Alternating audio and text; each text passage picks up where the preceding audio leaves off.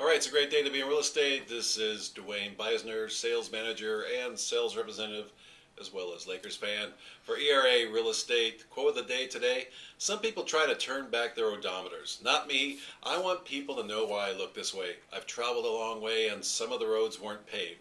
By Will Rogers. And for my joke of the day, my favorite subject, lawyers.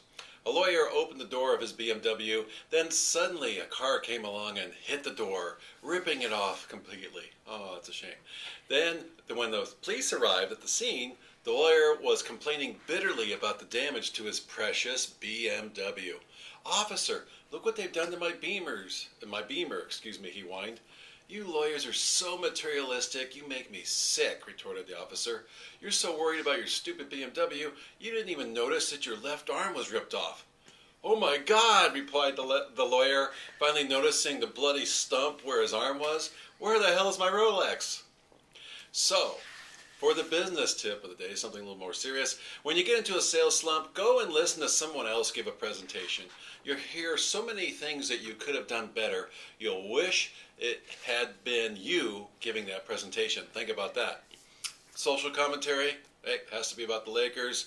It seems strange enough when I was watching the game last night that an NBA coach actually managed to stash $2,600 in cash in a Staples Center ceiling tile for nearly 4 months without anybody finding out.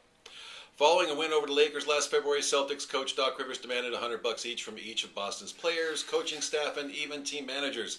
He stuffed the dough into an envelope and told his team, his entire traveling organization, that they can have the money back the next time they play the Lakers inside the Staples Center.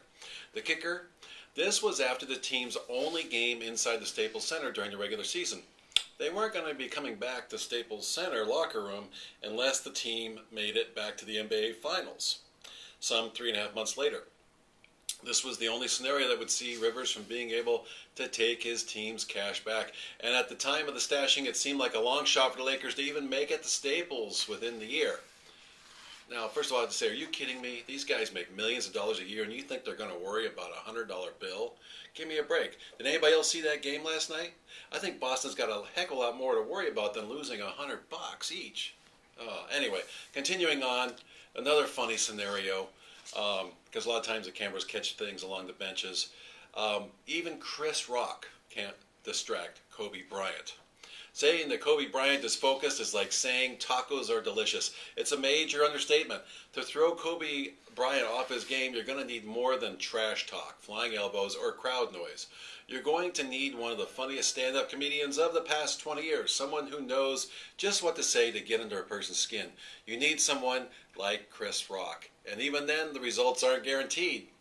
I've been laughing at that reveal since the moment it popped up on ABC's broadcast. Kobe Bryant could sit through a hurricane if it happened during a finals game. Kobe was actually sitting right next to Chris Rock during the game, and you could see Chris Rock just jabbering and jabbering and jabbering, and Kobe was looking like a statue straight ahead at the game, just basically ignoring Chris Rock. So Kobe actually summed up his mentality best in his post-game news conference, telling ABC's Doris Burke that when he's playing basketball, nothing else matters. Either he's a Metallica fan or he's getting his 5th ring, probably both.